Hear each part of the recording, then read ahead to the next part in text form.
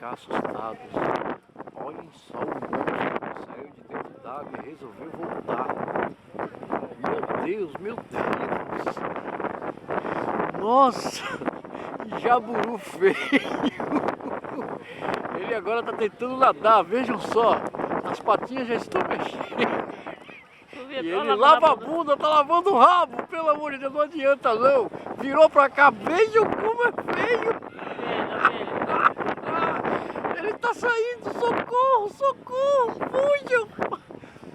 Pelo amor de Deus, não vai ficar ninguém. Não, não, não, não, não, não, ele tá saindo. Não, não, não, não, não, não.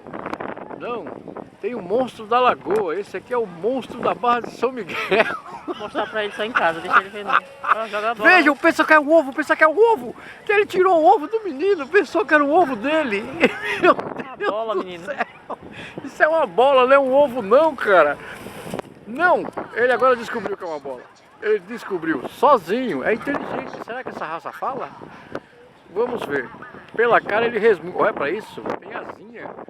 Ele tem asinha, gente. Não, não, não. Olha que peito. Olha que peitoral.